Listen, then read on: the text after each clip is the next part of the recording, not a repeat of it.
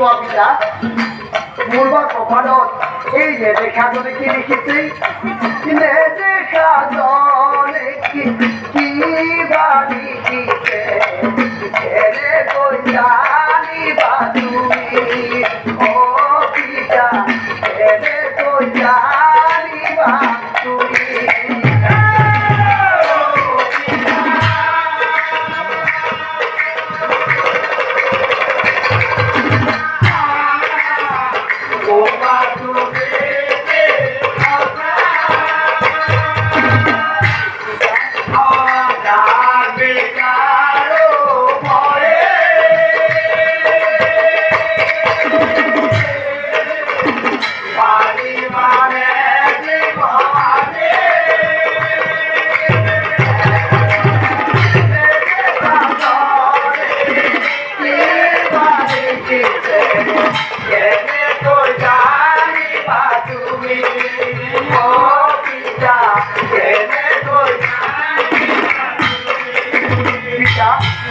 তুমি যাকে স্বামী বিচাৰো আনি দিব খুজিছা তেনেহলে শুনা পিতা যদি মই বিচাৰো নাৰায়ণ স্বামী মই যদি প্ৰভু নাৰায়ণক মোৰ স্বামী ৰূপে বিচাৰো তেতিয়া তুমি আনি দিব পাৰিবা পাৰিবানে পিতা আনি দিব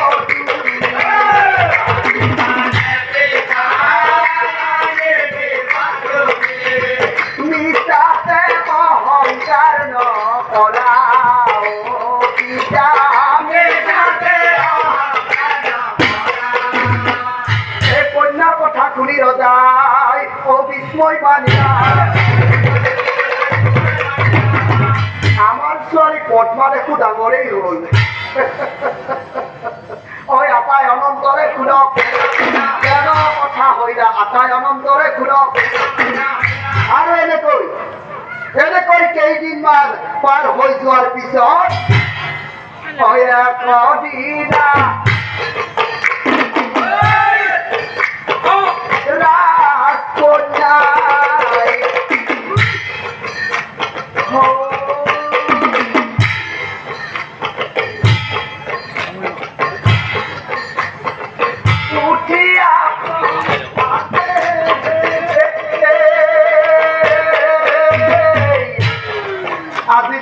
আজি মই সখীজনৰ লগত সৰু বনৰ মাজত ফুৰিবলৈ যাম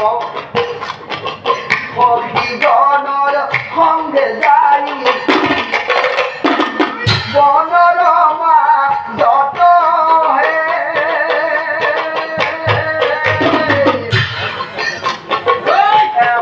এদিনা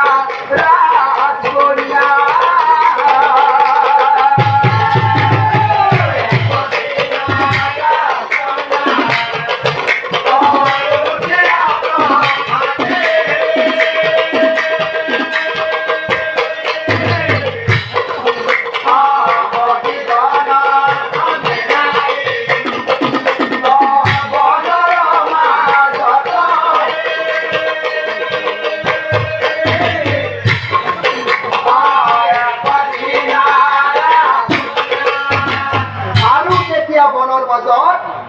পুষ্পভদ্ৰা নদী দেখি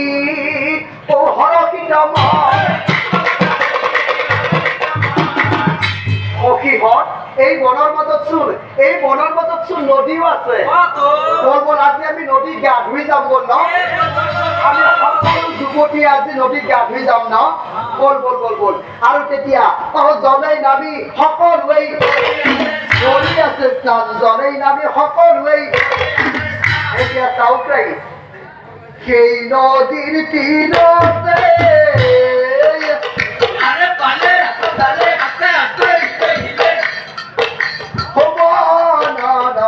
মাজতে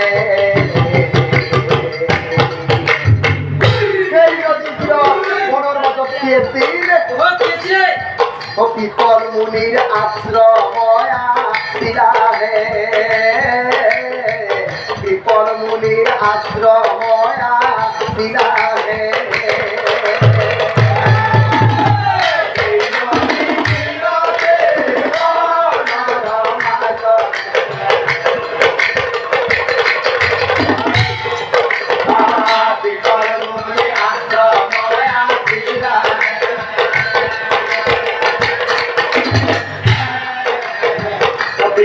মনে আসলা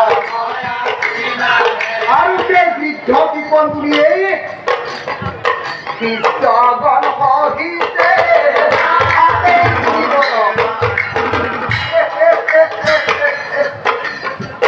ঘূৰি ফুৰে মনৰ আনন্দ তনে ঘূৰি ফুৰে এতিয়া চাওঁ পাৰি সেই যে ৰাজকন্যা পদ্মাহত নদীত গৈ গা ধুই আছিল বনৰ ভিতৰে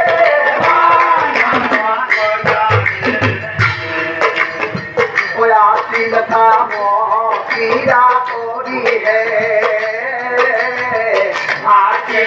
সেই সুন্দৰী বলে কামৰ কিৰা কৰি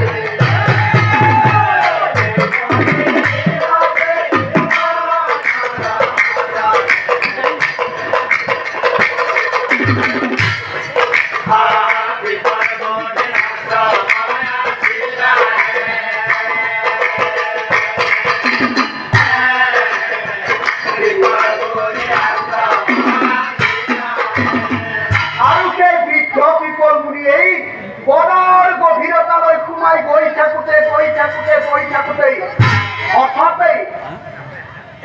হঠাতে সেই গা ধুই থকা সুন্দৰীসকলক দেখি বুঢ়াই মনে মনে ভাবিছিল এই বনৰ মাজত বাৰু এই সুন্দৰীসকলে কি কৰিছে সিহঁতক দেখা পাই দেখোন মই বুঢ়া হলেও কিবা গাটো ৰিঞ্চিং লাগিছে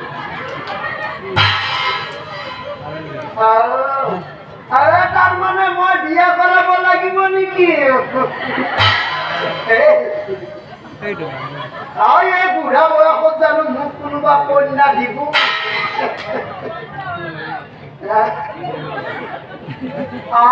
এবাৰ চেষ্টা কৰি চাব পাৰি কথাতে আছে নহয় বোলে মন কৰিলে চব কৰিব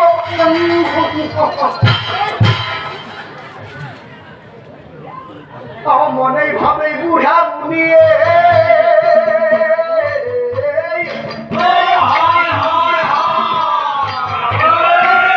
বিয়া কৰাম বুলি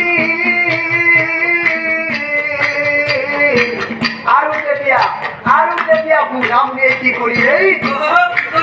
মনৰ কথা কৃষ্ণজনক কৈ বুলি শুনি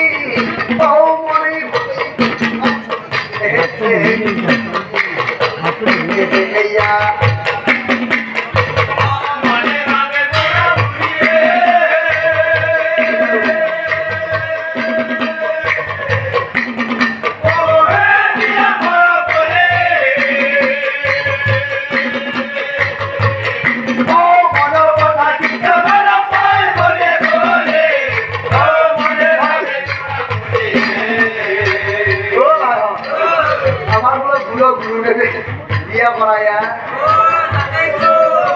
বুড়ার বাপ কি অঞ্চলি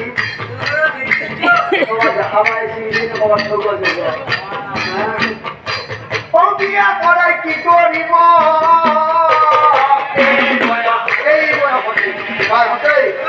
আমার এই বুঢ়া গুরুদেব কোনোবাই কন্যা দিব এই বুঢ়া মুনির হাতে ফুলে কন্যা কথা কিন্তু ভাই বুঢ়া হলেও তেখেত আমার গুরুদেব আর শিষ্য হিসাবে আমার বুঢ়া কন্যা বিচারি যাওয়ার কথা কবও পারি আমার যদি কন্যা বিচারি যাওয়ার কথা কয় আমি রাজা বুলি কম দেই কারণ কিয় জানো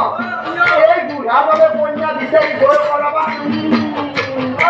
কন্যা বিচাৰি গলে আধা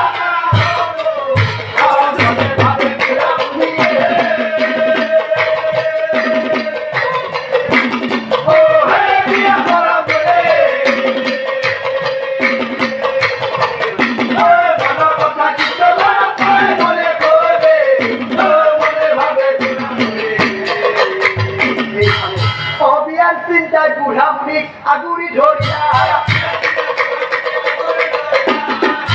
আটাই অলপ দৰে শুনক কথা কইনা আটাই অলপ দৰে শুনক সৌ সিদিনাৰ দৰে সেই বুঢ়া পিপল মুনিয়ে আজিও এপাক নদীর ফলে যাই চাও সুপি সুপি হলো আরে পুষ্প ভদ্রা নদীর তীরে মুনি এই গা ধুবলৈ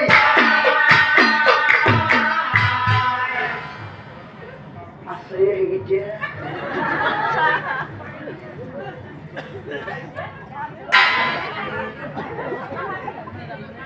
ও হঠাৎ কেইজনী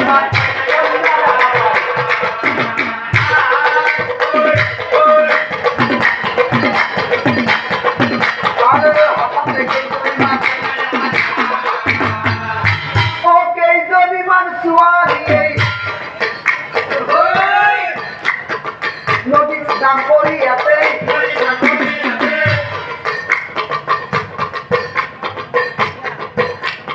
দেখি মুনি ভেবা লাগি আজি এটা কাম কৰি চাও এই সুন্দৰী সকলক সুধি চাও কি জানিবা তাৰ মাজৰ কোনোবা এজনীয়ে মোৰ লগত বিয়া হয়ে আৰু সুধি পুছি চাম সুন্দৰী কেইজনী ৰবাচোন ৰবা তোমালোকৰ কাষলৈ মই গৈছো ৰবা মই গৈছে ওচৰত হৈ যায় কন্যাবোৰক মাতে গেলি এ পদ্মা পদ্মাৱে সেই বুঢ়াটো আমাকে মাতি আছে বুঢ়াটো মাতিব আমি যামে জানো ন কোনোবা এটা দেখা লিখি মাতি বেলেগ কথা আছে মই নাযাওঁ বুঢ়াটো কিজানি কিবা বিপদত পৰি আমাক মাতি আছে ন বুঢ়াই হওক বা দেখাই হওক মানুহে হওক বা যিয়ে নহওক জীৱ যাতে আমি বিপদত পৰি সহায় কৰিব লাগে হয়নে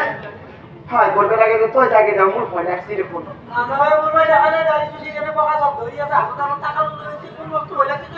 টাকা নলে কি হ'ব বুঢ়া মানুহ ভয় লাগে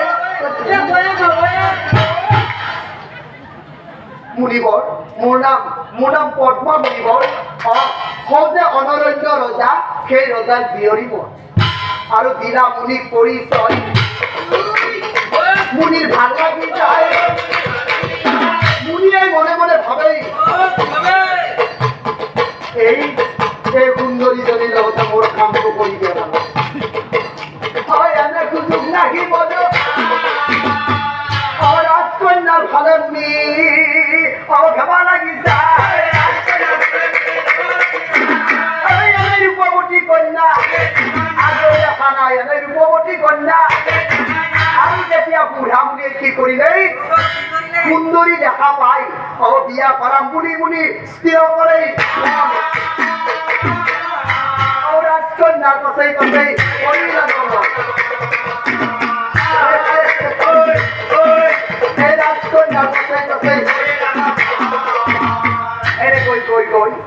ৰজাৰ দুৱাৰত যাই পদ্মাৰ ঘৰত উপস্থিত হল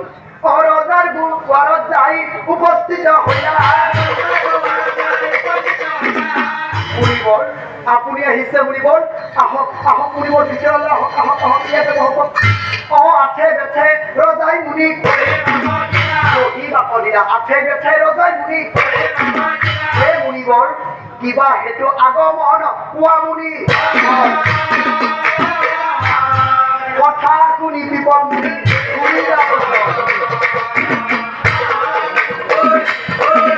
এই কথা শুনি বিপদ মুনি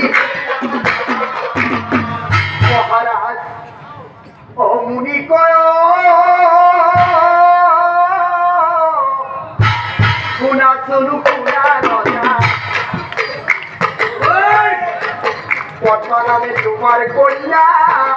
মহারাজ তোমার কন্যা পদ্মা বিয়া দিয়া মুহুর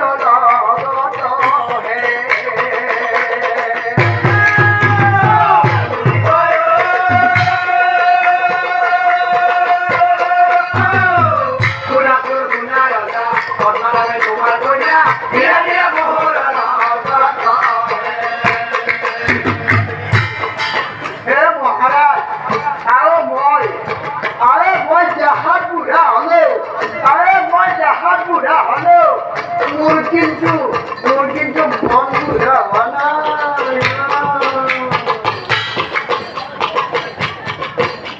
অভিক্ষা ও মনে তুমি নকরা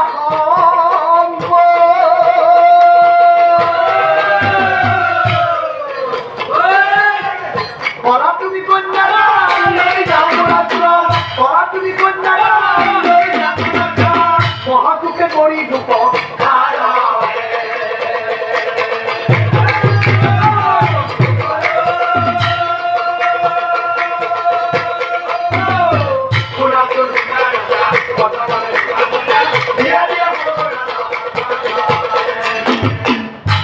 মোৰ ছোৱালী পদ্মা